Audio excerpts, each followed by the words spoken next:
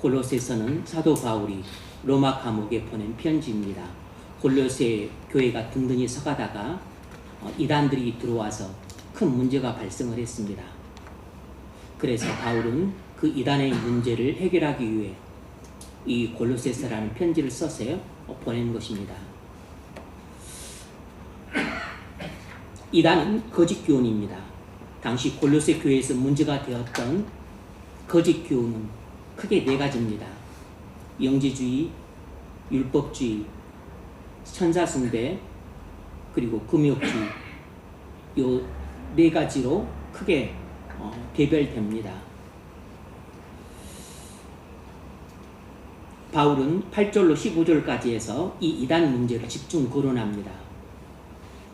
영지주의자들은 그리스도를 믿는 것만으로는 부족하고 비밀한 지식을 알아야 한다고 가르쳤습니다. 율법주의자들은 그리스도를 믿는 것만으로는 구원받지 못하고 거기에 율법을 지켜야만 구원받는다고 가르쳤습니다. 천사 숭배주의자들은 그리스도를 믿는 것뿐만 아니라 또 천사를 숭배해야 된다는 거짓된 가르침을 더했습니다.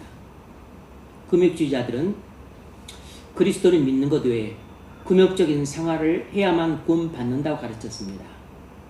그러니까 결국 이 모든 거짓 교훈의 공통점은 그리스도 플러스 알파인 것입니다. 영지주의는 그리스도 플러스 비밀한 지식이고, 율법주의는 그리스도 플러스 율법이고, 천사숭배는 그리스도 플러스 천사숭배고, 금욕주의는 그리스도 플러스 금욕적인 생활이었던 것입니다. 오늘날에도 이단과 사이비드의 공통점은 대동소이합니다. 통일교는 그리스도를 믿는 것만으로는 부족하고 재림하신 그리스도이신 문선명을 믿어야만 구원받는다고 가르칩니다. 그런데 이것도 또 시간이 흘러갈수록 또 변하기 때문에 이들은 오락가락합니다. 신천지는 그리스도를 믿는 것만은 부족하고 약속의 목자인 이만희의 가르침을 믿어야 된다고 가르칩니다. 그러니까 이들도 통일교는 그리스도 플러스 제2의 메시아인 문선명을 믿어야 된다야만 구원받는다 가르치고 있고, 신천지는 그리스도 플러스 약속의 목자인 이만희의 가르침을 믿어야만 구원받는다고 가르치고 있어요. 로마 교회의 구원 교리는 믿음과 선행 교리입니다. 그러니까 구원 교리만 보자면 로마 교회는 이단이에요. 그래서 로마 교회는 그리스도 플러스 선행입니다. 교리적으로는 완전히 이단이에요. 이런 거짓 교훈들의 공통점은 그리스도만으로는 충분치 않다는 것입니다. 그래서 그리스도를 믿는 것 외에 다른 것을 갖다 붙였습니다. 왜 이런 거짓 교훈들이 난무했을까요? 그것은 그리스도를 아는 올바른 지식이 부족했기 때문입니다. 하지만 통일교나 신천지는 그리스도에 대한 올바른 지식이 결여되었다기보다는 개인의 사익을 위해서 고의적으로 거짓 교훈을 퍼뜨리는 것이라고 봐야 됩니다. 골로새 교인들은 그리스도만으로는 충분치 않다는 거짓 교훈에 크게 흔들렸습니다. 그리스도 한 분만으로 충분한가 하는 문제가 대두되었어요. 그래서 바울은 이렇게 거짓 교훈에 크게 흔들리는 이 골로새 교회에 그리스도의 충족성에 관해서 말씀을 해야만 했습니다. 그래서 오늘 본문을 기록한 것이에요. 오늘 본문은 크게 두 가지 대지로 살펴보겠습니다. 첫 번째는 이것이에요. 그리스도 안에는 하나님의 모든 성품이 충만하다는 것입니다. 그리스도 안에는 하나님의 모든 성품이 충만합니다. 9절, 그 안에는 신성의 모든 충만이 육체로 거하시고, 여기서 거하시고 라는 말은 일시적인 거주가 아니라 영원한 거주를 뜻합니다. 그리스도는 성육시하신 하나님이시기 때문에 그리스도 안에는 하나님의 모든 성품이 충만히 거주합니다. 그래서 예수님이 빌립에게 이렇게 말씀하셨어요. 요한복음 14장 19절. 나를 본 자는 아버지를 보았거늘 어찌하여 아버지를 보이라 하느냐. 나를 본 자는 아버지를 봤다고 말씀하고 있습니다. 왜 그러죠? 왜냐하면 예수님이 하나님이시기 때문에 예수님을 본 사람은 결국 하나님의 아버지를 본 것과 똑같은 것입니다. 이 말이 무슨 뜻이냐면 내가 곧 하나님이다 라는 것이에요. 그리스도는 하나님입니다. 그러므로 그리스도 안에는 하나님의 모든 성품이 영원히 거합니다. 바울은 빌립보서 2장 6절에서 그리스도를 근본 하나님의 본체라고 말했습니다. 그리스도는 하나님 자체세요. 그러므로 그리스도 안에는 하나님의 모든 성품이 영원토록 충만히 거합니다. 세상에서는 예수님을 기독교의 창시자 정도로 합니다. 하지만 그러지 않습니다. 이슬람교를 만든 마호멧은 알라에게로 인도하는 선지자예요. 시타르타는 신이 아니고 많은 사람들이 구원받는 열반에 이루도록 이끌어주는 선각자입니다. 하지만 예수님은 하나님께로 가는 길을 알려주는 선지자일 뿐만 아니라 하나님께로 가는 길 자체시고 무엇보다도 예수님이 하나님이세요. 그런 차원에서 마호멧이나 시타르타하고는 다른 것입니다. 사람들의 문제점은 예수님이 누구신지를 모른다는 것입니다. 사람들은 가난이 문제라고 말하고 질병이 문제라고 말하고 그리고 사랑이 문제고 독재가 문제라고 말합니다. 틀린 말은 아니지만 그건 부수적인 문제예요. 모든 사람의 가장 본질적인 문제는 예수님이 누구신지를 모른다는 것입니다. 예수님이 누구십니까? 하나님이세요. 그리스도 안에는 하나님의 모든 성품이 영원히 충만합니다. 그리스도의 충족성을 모르는 것이 우리가 안고 있는 가장 큰 문제라는 것을 모르는 것이 가장 큰 문제예요. 우리가 예수 그리스도를 믿으면 그리스도와 연합됩니다. 그것을 성경은 우리가 그리스도 안에 있다고 표현해요. 그리스도 안에 있는 새 사람의 모습이 무엇이겠습니까? 그리스도인은 그리스도 안에서 모든 충만을 누린다는 것입니다. 그리스도인은 그리스도 안에서 모든 충만을 누립니다. 10절 너희도 그 안에서 충만하여졌으니 우리는 그리스도 안에서 모든 충만을 받을 수 있습니다. 너무나 평이하고 그리고 종종 들었던 말씀이지만 이것이 사실상 엄청난 진리예요. 우리는 그리스도 안에서 모든 충만을 받을 수 있습니다. 왜냐하면 그리스도 안에는 모든 충만이 거하기 때문입니다. 골로새서 1장 20절에서 아버지께서는 모든 충만으로 예수 안에 거하게 하시고 그랬습니다. 하나님은 예수 안에 모든 충만이 영원히 거하게 하셨어요. 그럼 우리가 뭘 알 수 있냐면 구원의 충족성을 알 수 있죠. 그리스도가 하나님이시므로 우리를 구원하기에 부족함이 없습니다. 우리는 구원받기에 오직 그리스도 한 분만으로 충분해요. 그런데 거짓 교사들은 그리스도 한 분만으로는 구원받기에 부족하다고 말했습니다. 뭔가 알파를 더해야 된다고 말을 했어요. 고린도 교인들은 그래 그리스도를 믿는 것도 좋지만 거기다가 뭔가를 더하면 훨씬 더 그것이 안전하겠지 라고 생각을 했습니다. 하나보다는 하나 플러스 하나를 더하는 것이 안전하다는 사람들의 잘못된 안정감을 미혹한 것이죠. 다른 것은 더 필요 없습니다. 비밀한 지식 필요 없어요. 율법 준수 필요 없습니다. 천사 숭배 그리고 금욕적인 생활 필요 없습니다. 이런 것을 의지해서 구원받으려고 하려고 했다가는 오히려 구원으로부터 영원히 떨어집니다. 베드로후서 1장 3절이 그 점을 말합니다. 그의 신기한 능력으로 생명과 경건에 속한 모든 것을 우리에게 주셨으니, 그리스도께서는 그의 신기한 능력으로 생명과 경건에 속한 모든 것을 우리에게 주셨습니다. 다시 말하면 그리스도께서는 우리가 구원받기에 필요한 모든 것을 다 주셨어요. 그리스도 안에는 우리가 구원받기에 필요한 모든 것이 다 들어있습니다. 약속된 목자의 가르침을 믿어야 되는 게 아니에요. 제2의 메시아를 믿어야 되는 게 아닙니다. 다른 것은 일체 필요 없습니다.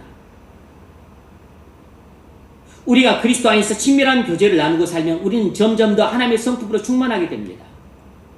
우리는 하나님의 성품인 사랑과 그리고 희락과 화평과 거룩과 공의로 그리스도 안에서 점점 더 풍성하게 돼요. 우리는 그리스도 안에서 살게 되면 하나님의 성품으로 점점 더 충만해진다는 사실입니다. 예수를 처음 믿고 구원받았을 때는 어설펐지만 조금 믿으면 그래도 조금 자라가죠. 그리고 더 그리스도 안에서 신앙생활을 올바르게 하면 점점 더 자라갑니다. 그리고 나중에 주님께 가기 전에는 많이 성숙된 모습으로 변화될 수 있어요. 뿐만 아니라 우리는 그리스도 안에서 모든 것의 충만을 받을 수 있습니다. 하나님의 성품에는 생명이 있어요. 그래서 죽어가는 사람도 그리스도 안에서 생명을 충만하게 받을 수 있습니다. 마가복음 5장을 보면 혈루증 여인 이야기가 나옵니다. 당시에 혈루병은 불치병이었어요. 혈루병에 걸려서 12년 동안 앓던 여인이 있던 돈을 다 쓰고 동네 의사들을 찾아다녔지만 용하다는 의사들도 못 고쳤습니다. 그래서 시리에 빠져 지내다가 예수 그리스도에 관한 소식을 듣게 돼요. 예수가 동네로 지나간다는 소식을 듣고서 그래서 이 예수 그리스도의 옷자락을 붙잡기만 하면 구원받는다는 그 믿음을 갖고 슬며시 어렵사리 군중을 해치고 예수 그리스도의 옷자락을 믿음으로 붙잡았습니다. 그때 놀랍게 예수 그리스도로부터 그 믿음을 통해서 구원의 능력이 흘러 들어와서 이 12년 동안 못 고쳤던 혈루병을 고치게 돼요. 이 여인은 믿음으로 불치병, 혈루병을 고침받게 됩니다. 예수님이 이 여인에게 선언하셨습니다. 내 믿음이 너를 구원하였느니라. 이 여인은 예수님이 그리스도이심을 믿음으로 육체의 구원뿐만 아니라 영혼 구원도 받게 되었어요. 이것은 그리스도 안에 하나님의 생명이 충만하기 때문입니다. 그러므로 누구든지 그리스도를 믿게 되면 그리스도 안에서 영혼을 구원받게 될 뿐만 아니라 하나님이 원하시면 육체까지도 구원해 주세요.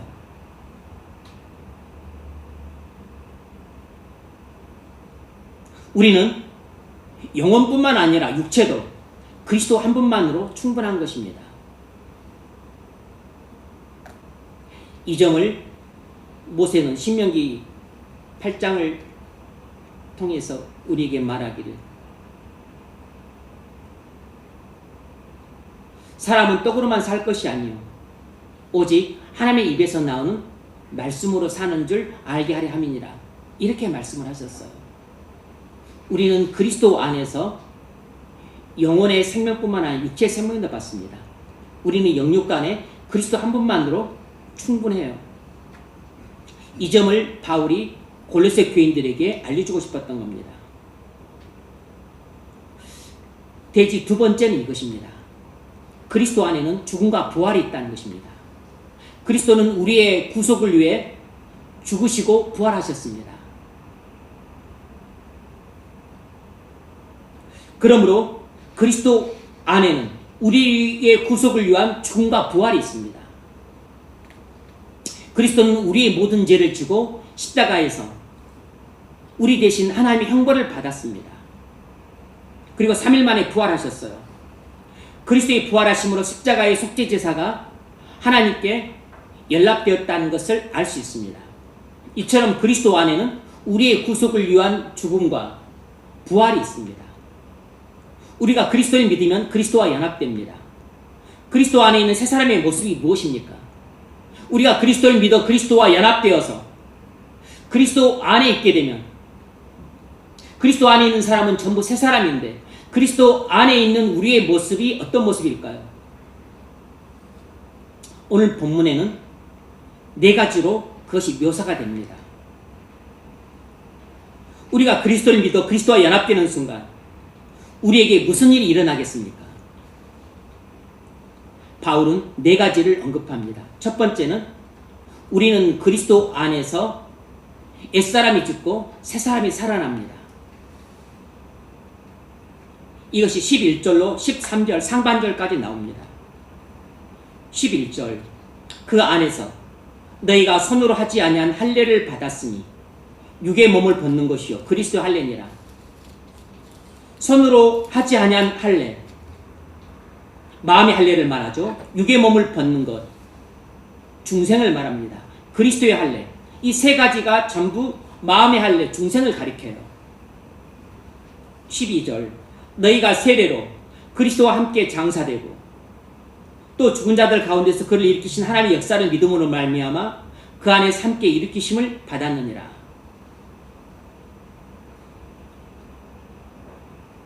우리는 그리스도를 믿는 순간 성령의 역사로 그리스도와 연합됩니다. 우리가 그리스도와 연합되는 순간 옛사람이 죽고 새사람이 살아납니다.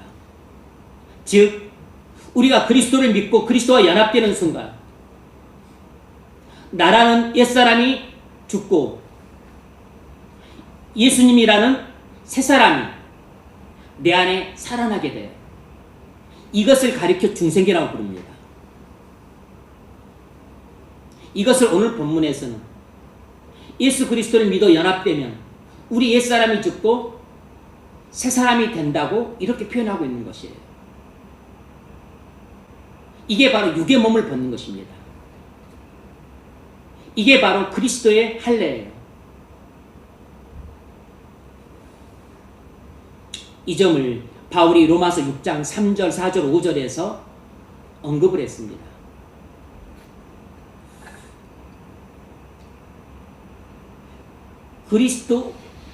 그리스도께 그러니까 성령 세례를 받아서 그리스도와 연합된 사람은 그리스도와 함께 십자가에서 죽고 그리스도와 함께 부활했다는 것입니다. 우리가 예수를 믿어 그리스도와 연합되는 순간 우리는 그리스도께 세례를 받았어요. 그래서 그리스도께서 십자가에서 죽으실 때 나도 그리스도와 함께 십자가에서 죽었습니다.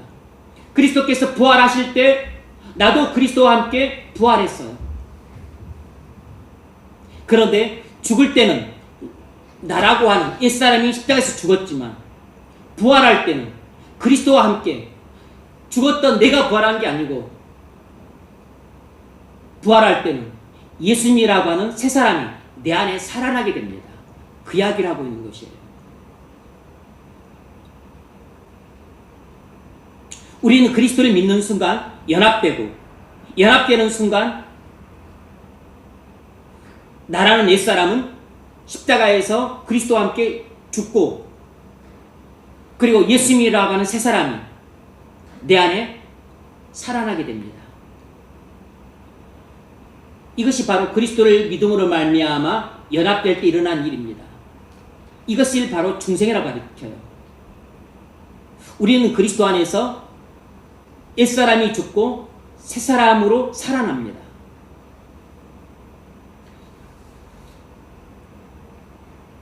예수님은 하나님의 아들로서 우리 죄를 지고 십자가에서 형벌을 받아 죽으셨습니다.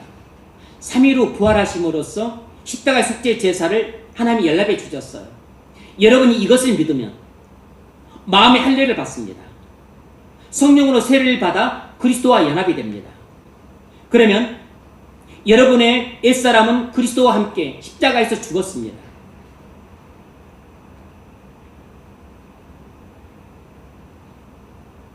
여러분의 새 사람은 그리스도와 함께 살아나요. 나라는 옛사람은 그리스도와 함께 십자가에서 죽었지만 예수님이라고 하는 나의 새 사람이 내 안에 살아나게 됩니다. 이것이 바로 우리가 그리스도를 믿을 때 그리스도와 연합되는 순간 일어나는 일입니다.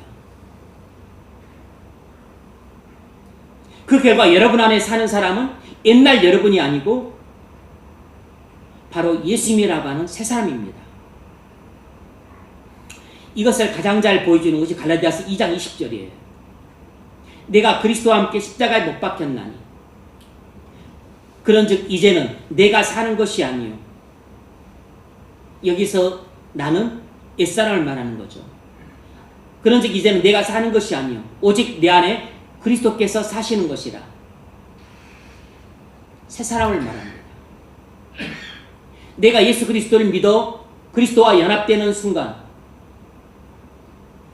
나라는 옛사람은 죽고 예수라고 하는 새 사람이 내 안에 살게 됩니다. 이것이 바로 우리가 그리스도를 믿을 때 일어나는 중생이에요.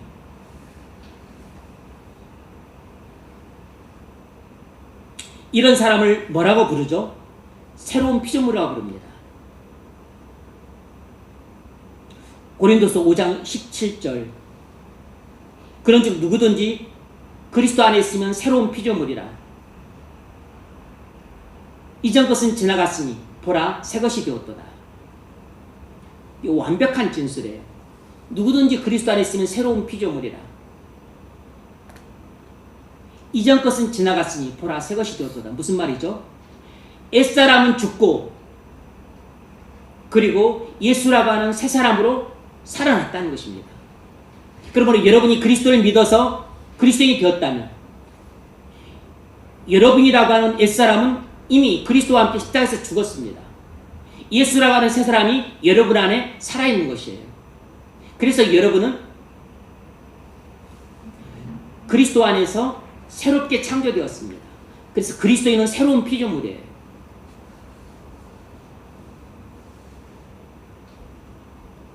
어떤 사람이 방에서 아무것도 안 보이니까 자꾸 걸려 넘어졌습니다. 도무지 길을 못 찾아요. 그러나 스위치를 켜는 순간 눈이 밝아져서 방 안에 모든 사물이 보입니다. 마찬가지로 중생은 스위치를 켜는 것이에요. 우리가 그리스도 안에서 옛사람이 죽고 새사람이 나는 것입니다. 스위치를 켜는 순간 어둠이 사라지고 밝은 빛이 들어옵니다. 마찬가지로 우리가 예수 그리스도를 믿는 순간 새사람이신 예수님이 들어오고 옛사람인 내가 죽게 돼요. 예수 그리스도를 믿는 순간이 스위치를 켜는 것이에요. 그 순간에 나라고 하는 옛사람이 죽고 예수님이라고 하는 새사람이 들어오는 것입니다. 그래서 어둠이 사라지고 빛이 들어오는 것이에요. 그리스도가 여러분 안에 들어오시면 어둠이 사라지고 밝은 빛이 들어옵니다. 그러면 더 이상 어둠 속에 살지 않고 밝은 빛 가운데 살게 돼요. 우리가 그리스도 안에서 옛사람이 죽고 새사람이 되면 맨 먼저 나타나는 것이 죄에 대해 죽고 함에 대해 살아난다는 것이에요. 그것을 잘 보여주는 것이 로마서 6장 10절 이하입니다. 그의 죽으심은 죄에 대하여 단번에 죽으시며 그의 살으심은 하나님께 대하여 살으심이니 이와 같이 너희도 죄에 대하여는 죽은 자요 그리스도 안에서 하나님을 대하여는 산 자로 여길지어다. 이건 원리예요, 원리. 그러고 나서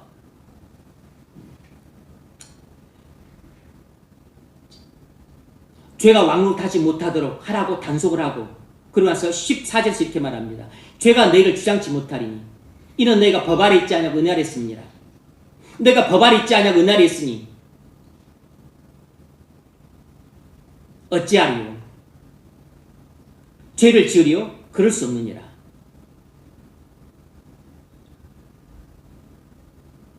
우리가 예수를 믿어 그리스도와 연합되어서 나의 옛사람이 죽고 예수님이란 새 사람이 살아있게 되면 더 이상 예전처럼 죄의 종으로 타는 삶을 살 수 없다는 것입니다. 이제는 성령의 인도를 따라 믿음으로 순종하는 삶을 살게 된다는 것이에요. 그런즉 어찌하리요? 우리가 법 아래 있지 않냐고 은혜 아래 있으니 죄를 지으리요? 그럴 수 없느니라.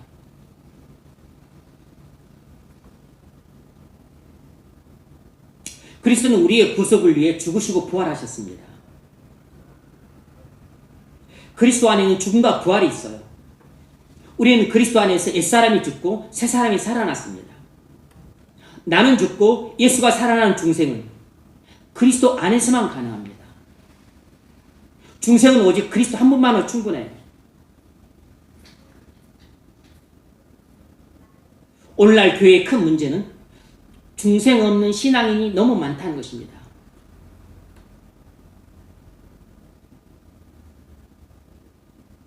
중생하지 않은 교인들이 너무 많아요.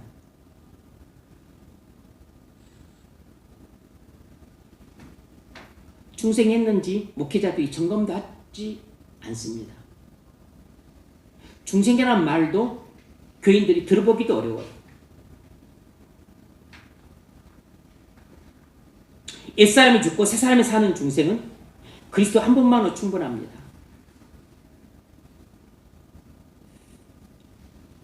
두 번째는 우리는 그리스도 안에서 모든 죄를 용서받습니다. 우리는 그리스도 안에서 모든 죄를 용서받아요. 13절 하반절 우리의 모든 죄를 사하시고 그리스도는 우리의 모든 죄를 십자가에서 속죄하셨습니다. 우리는 믿음으로 그리스도와 연합되었어요. 우리는 그리스도 안에서 모든 죄를 용서받았습니다. 그리스도 안에 있는 우리는 죄가 하나도 남아있지 않습니다. 그래서 우리 죄가 어떻게 되었을까요? 동이 새에서 먼 것 같이 우리 죄가 우리에게서 사라졌습니다. 시편 103편 12절 동이 새에서 먼 것 같이 우리의 죄가를 우리에게서 멀리 옮기셨으며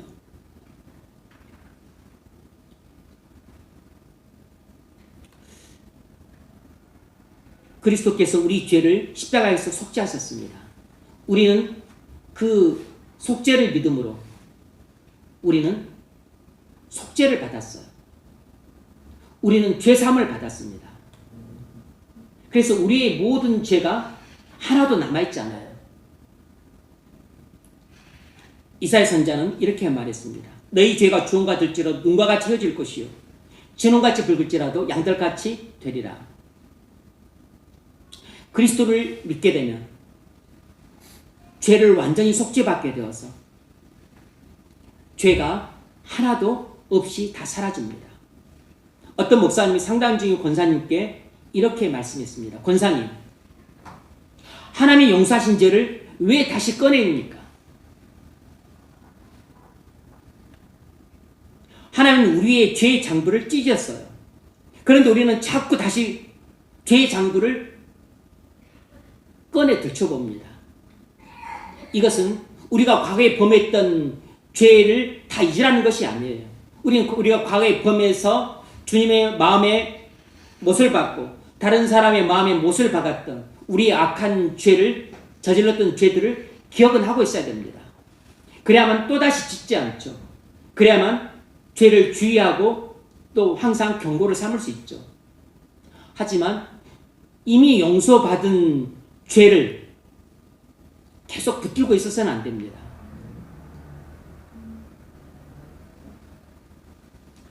하나님은 우리에게 말씀하셨습니다. 내 죄는 완전히 도말되었다. 우리의 모든 죄는 십자가에서 완전히 없어졌습니다. 이것이 바로 그리스도의 구속의 공로예요. 이것이 바로 십자가의 보혈의 공로입니다. 세상 사람들은 자기들이 지은 죄가 많으니까 죽어서 지옥 가지 않을까 하는 일말의 두려움을 안고 살아갑니다. 그래서 혹시 자기가 죽고 염라대왕 앞에 가면 그래도 뭔가 할 말이 있어야 되니까. 내가 과거에 이런 많은 죄악들을 범했지만 이건 어쩔 수가 없고, 그래서 지금부터라도 좀 착하게 살아서 좀 선행들을 하고서 나중에 내가 지은 죄들을 그래도 내가 조금이라도 선행을 해야만 어떻게 이것을 상쇄시키고, 그래서 쌤쌤해서 네가 죄도 많이 지었지만 착한 일도 많이 했으니까 이걸로 다 상쇄가 된다. 그래서 쌤쌤하자. 요렇게 하지 않을까 하는 지극히 인간적인 생각으로 구원을 생각하는 경우가 많아요. 제가 예수 믿기 전에는 이런 생각들을 많이 했었습니다. 근데 저만 했을까요? 많은 사람들이 이렇게 생각하고 살아갑니다.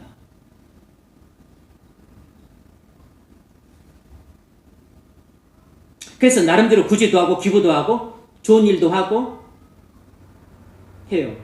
그래서 일말의 안도감을 갖고 살아갑니다. 그 속으로 그래도 나는 착하게 살고 있어. 죄도 짓지만. 착각입니다. 여러분, 재판할 때는 오직 죄만 갖고 재판합니다. 법정에서 재판할 때 내가 지은 죄에 대해서 재판하지, 내가 과거에 행한 선에 대해서는 재판하지 않습니다. 물론 인간 법정에서는 과거의 어떤 선행이 조금은 일말의 참작 요소를 삼을 수는 있지만, 하지만 죄에 대해서만 집중적으로 재판해요. 마찬가지로 하나님 법정에서도 오직 우리의 죄에 대해서만 재판합니다. 내가 과거에 구제하고 기부하고 착한 일하고 선행하고 봉사했던 것, 이런 것들은 참작 요소가 아니에요. 우리가 구원받으려면 죄를 용서받아야 됩니다. 왜냐하면 우리의 구원을 가로막는 것이 죄이기 때문이에요. 우리는 우리의 죄를 갖고 하늘 법정에서 주님의 심판을 받게 됩니다. 그런데 사람은 자기 힘으로 죄를 용서받을 수 없습니다. 아무리 선행을 많이 해도 자기 죄를 용서받을 수는 없어요. 선행으로 죄가 용서되지 않습니다. 선행으로 죄가 상쇄되지 않아요. 사람 힘으로 죄 문제를 해결할 수 없었기 때문에 하나님께서 그리스도를 보내신 것입니다. 그리스도께서 우리 죄를 지고 십자가에서 하나님의 형벌을 받아 죽으셨어요. 그리스도께서 십자가에서 우리의 모든 죄를 용서하셨습니다. 그리고 우리는 그것을 믿음으로 그리스도께서 행하신 죄 용서를 받아요. 우리는 믿음으로 죄 용서를 받습니다. 죄 용서는 그리스도께서 십자가에서 하셨습니다. 나는 믿음으로 그리스도께서 십자가에서 이루신 죄 용서를 거저 받는 것이에요.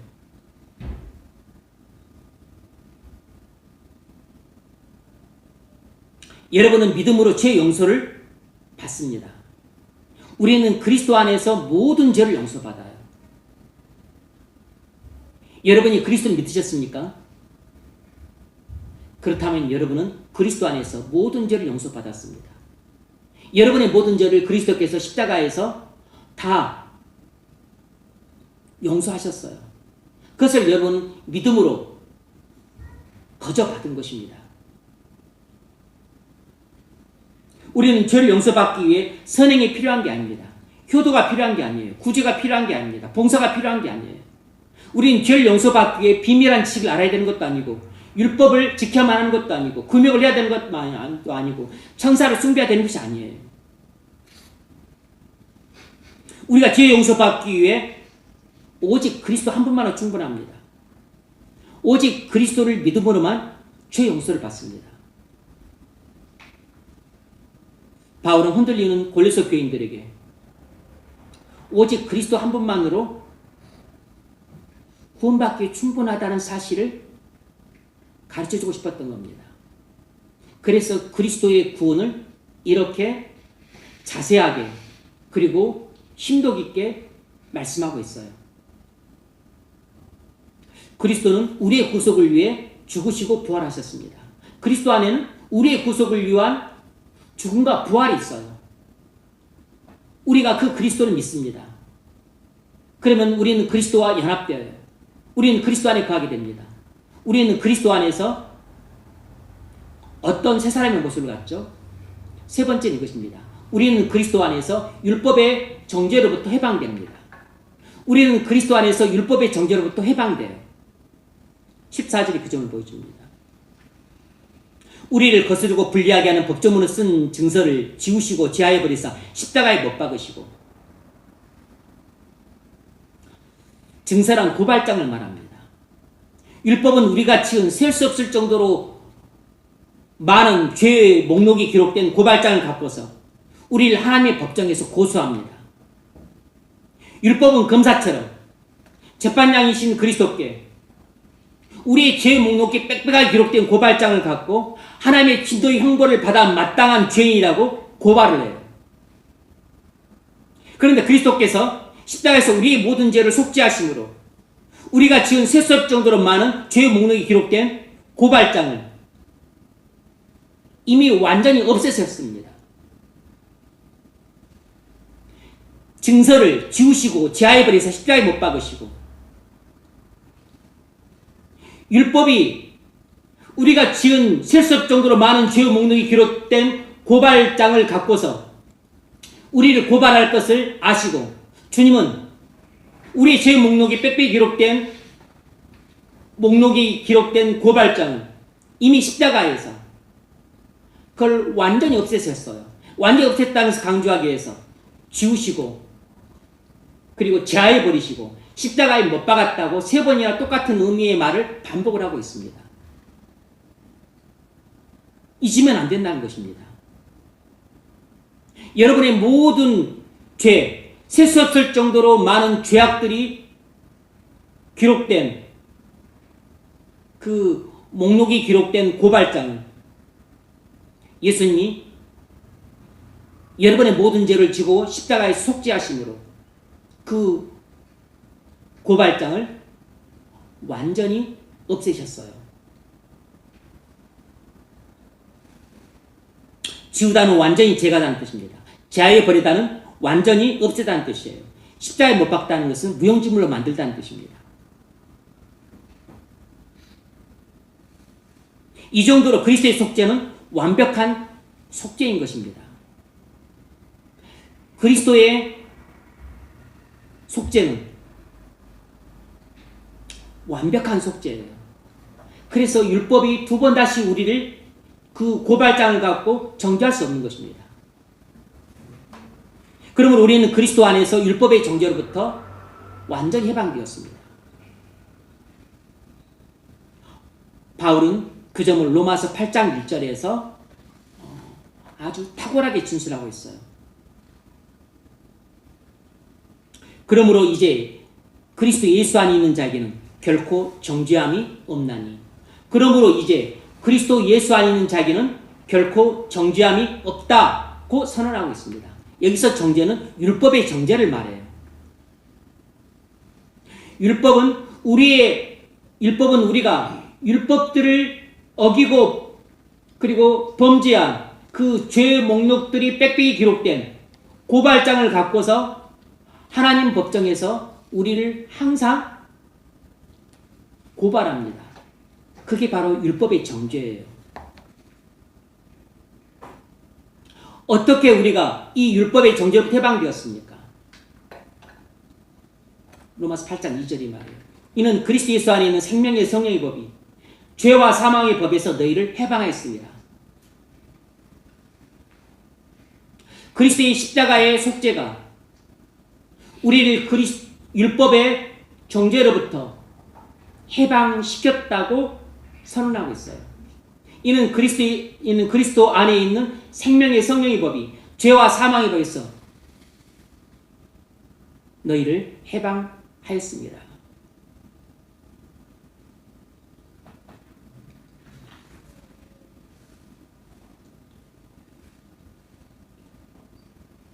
우리가 율법의 정죄에서 완전히 해방되었다는 것을 말해주는 완벽한 진술입니다. 바울은 갈라디아서 3장 13절에서도 그 점을 천명합니다. 그리스도께서 우리를 위하여 저주를 받은 바 되사 율법의 저주에서 우리를 속량하셨으니,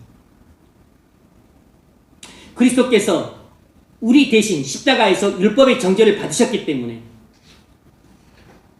우리가 그것을 믿어서 그리스도의 율법의 정죄를 받은 것이 내가 율법의 정죄를 받은 것으로 간주가 됩니다. 그래서 나는 그리스도의 십자가의 공로를 믿음으로 나는 십자가에서 이미 율법의 정죄를 받은 것입니다.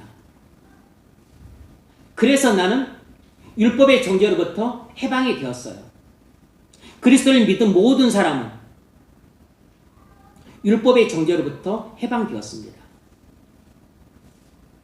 여러분, 우리는 죽으면 하나님 앞에서 재판을 받게 될 것입니다. 그때 율법이 검사처럼 우리의 죄 묵는 게 빽빽이 기록된 고발장을 내밀면서 하나님의 진노의 형벌을 받아야 된다고 고소할 겁니다. 그때 우리를 변해 주실 분 그리스도세요. 그리스도께서 이렇게 말씀하실 것입니다.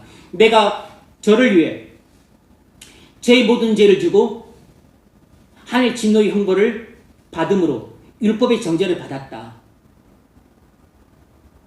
그리고 저는 이것을 믿음으로 모든 율법의 정죄로부터 해방되었다.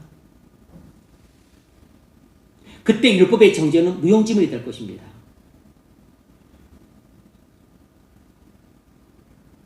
율법의 정죄로부터 벗어나는 데 필요한 것은 율법을 착실히 지키는 것이 아니에요. 선행을 많이 하는 것도 아닙니다. 봉사를 열심히 하는 것도 아니에요.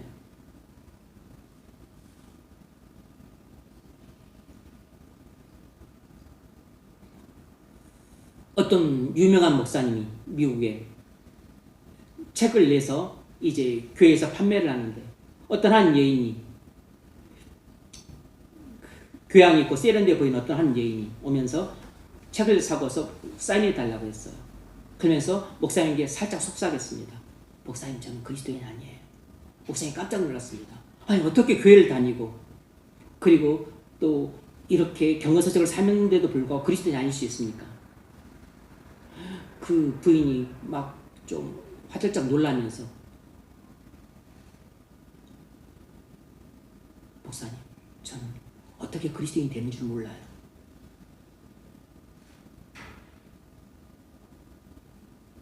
많은 사람들이 교회를 다니지만 어떻게 그리스도인이 되는 줄 모릅니다.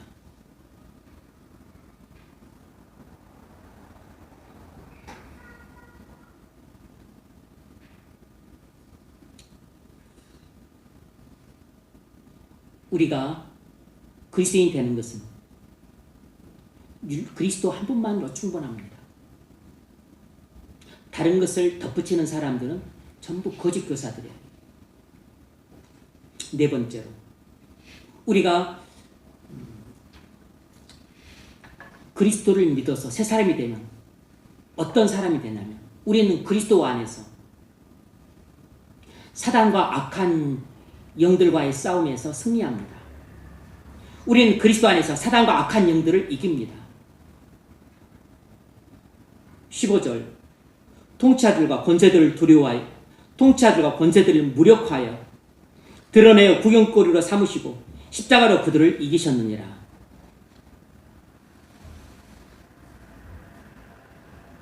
여기서도 바울이 통치자들과 권세들이라는 말은 악한 영들을 가리킵니다.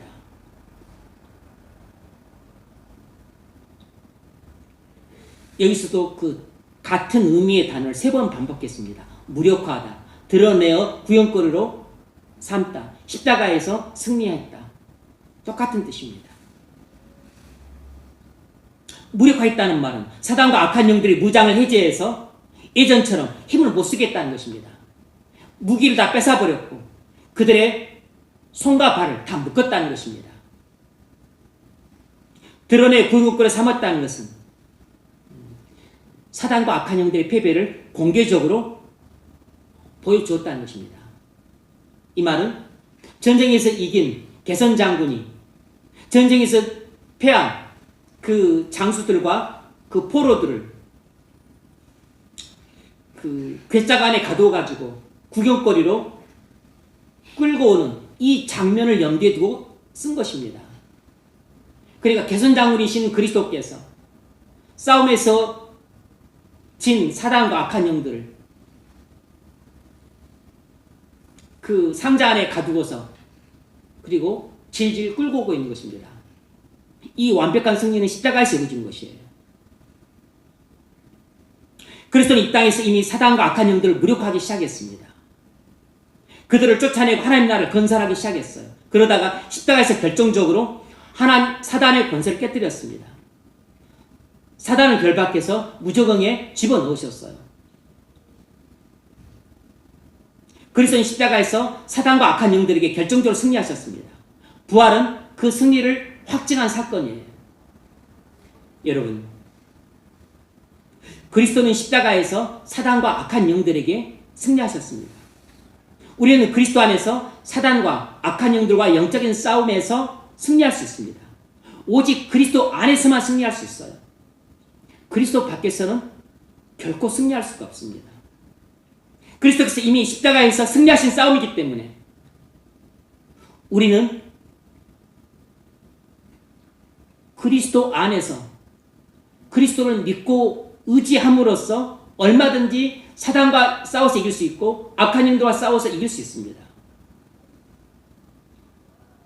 우리가 사단과 악한 영들과 싸움에서 이기기 위해서 비밀한 지식이나 율법 준수나 천사 숭배나 그리고 금욕적인 생활이 필요한 게 아니에요. 이런 것들로는 죄와 싸워서 이길 수 없습니다. 사단과 싸워서 이길 수 없어요. 세상과 싸워서 이길 수 없습니다. 루트가 영적인 싸움에서 이기려고 골방에서 채찍으로 자기 몸을 치면서 이기려겠지만 못 이겼습니다. 무력으로 계단을 오르고 내렸지만 이길 수 없었어요. 금욕과 고행으로는 영적인 싸움에서 이길 수 없습니다. 오랫동안 많은 사람들이 금욕으로 영적인 싸움에서 이기려고 했지만 실패했습니다. 금욕주의는 죄와 세상과 사단과 매일 치는 영적인 싸움에서 이길 수 없습니다. 3, 4세기 초기 사막 교부들은 영적인 싸움에서 이겨서 성결을 얻기 위해 극단적인 금욕주의 생활을 실천했습니다. 잦은 금식, 그리고 오랫동안의 침묵, 그리고 또 철야기도, 그리고 극단적인 금욕생활, 그리고 사회와의 단절을 통해서 죄와 악한 유혹들을 이기려고 애를 썼습니다.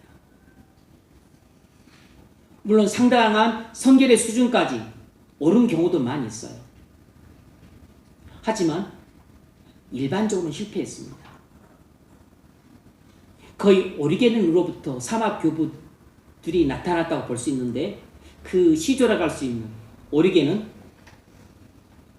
스스로 거세함으로써 극단적인 방법을 써서 극단적인 금욕 생활을 하려고 했습니다. 성공했을까요? 성공할 수가 없죠. 단지 행위로서만 죄를 이기려고 하는 그런 시도는 올바른 성경적인 방식으로 죄를 이기는 방식이 아니기 때문에 성공할 수가 없는 것입니다.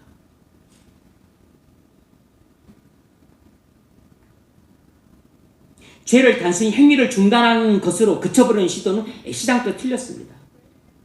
금욕주의의 극단적인 모습이자 실패예요. 중세 수도원주의는 이 사막 교부들의 금욕주의 전통을 제도적으로 발전시킨 것입니다. 수도원 제도가 성공했을까요? 당연히 실패를 했죠.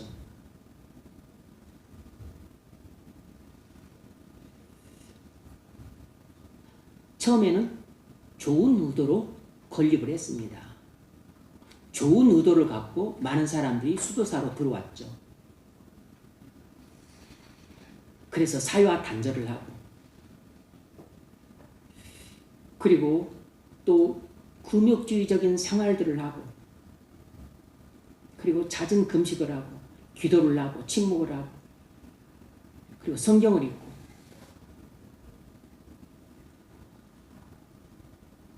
이런 것을 통해서 죄와 악한 유혹들을 이기려고 했어요. 기본 정신은 세속을 떠나 금욕과 규율을 통해 성결이 이른다는 것입니다. 그러나 시간이 지나면서 점점 무너져 내렸습니다. 수도사들이 타락했고, 그리고 금욕은 형식적인 생활로 변질됐고, 자기 의와 공로 사상에 빠지게 되었고, 그리고 처무도하고는 정반대로 수도원이 부를 늘리고 그리고 권력을 획득하는데 혈안이 됐어요. 처무도하고는 180도 달라졌습니다.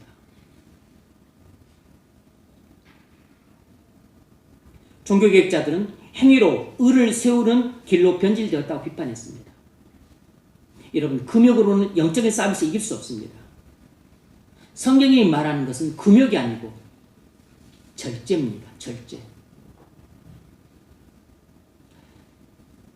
금욕주의는 비성경적입니다.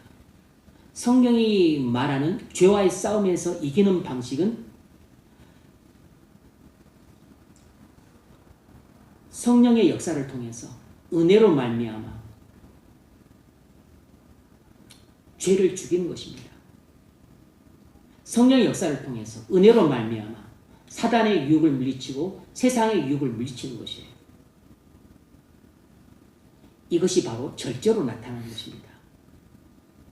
절제와 금욕을 당시 기독교가 발달하지 않은 상황에서 사막 교부들이나 그리고 중세 수도사들은 착각했던 것이에요. 오늘날에도 많은 사람들이 여전히 착각 속에 빠져 있습니다.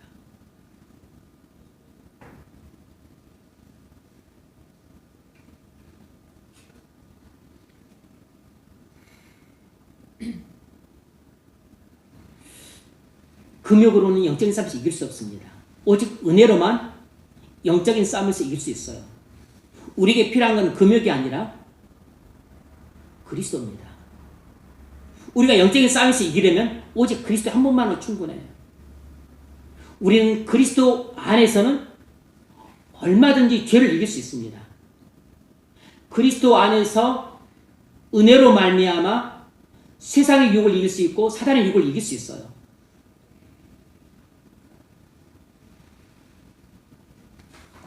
말씀을 맺겠습니다. 여러분, 오늘 설교를 들으면서 그리스도 한 분만으로 충분하다는 것을 깨달으셨습니까? 깨닫기를 바라는 마음으로 기도했어요. 골로새 교인들은 그리스도 한 분만으로 충분하다는 것을 알지 못해서 거짓 교훈에 속았습니다. 비밀한 지식을 얻으려고 했고 율법을 준수함으로 구원 얻으려고 했고 그리고 천사숭배나 금욕주의와 같은 잘못된 교훈에 빠져들었어요. 우리는 더 이상 다른 것을 찾을 필요가 없습니다. 우리가 필요로 하는 것은 모든 것은 다 그리스도 안에 있습니다. 1장 10절 아버지께서는 모든 충만으로 예수 안에 거하게 하시고 1장 20절이죠. 그리스도 안에는 모든 충만이 거합니다. 그리스도 안에는 하나님의 성품이 충만해요. 그리스도 안에는 모든 충만이 거합니다. 그리고 우리는 그리스도 안에서 모든 충만을 받을 수 있어요. 하나님의 성품도 충만히 받을 수 있고 그리고 구원도 충만히 받을 수 있고 은혜도 충만히 받을 수 있고 진리도 충만히 깨달을 수 있습니다. 뿐만 아니라 병든 자가 고침받는 치유도 충만히 받을 수 있습니다. 마음이 상한 자가 위로를 받는 것도 충만히 받을 수 있어요. 상심하고 낙심하고 절망한 자가 소망도 그리스도 안에서는 충만히 받을 수 있어요. 그리스도는 우리 구속을 위해 죽으시고 부활하셨습니다. 그러므로 우리는 그리스도 안에서 중생하고 죄 용서를 받고 율법의 정죄에서 해방되고 그리고 영적인 싸움에서 승리할 수 있습니다. 우리가 구원받기 위해 필요한 것은 오직 그리스도 한 분입니다. 우리에게 필요한 것은 오직 그리스도 한 분이에요. 우리는 그리스도 한 분만으로 충분한 것입니다. 부디 그리스도 안에서 모든 충만을 풍성히 누리며 살아가시는 성도들 되시길 주의 이름으로 축원합니다.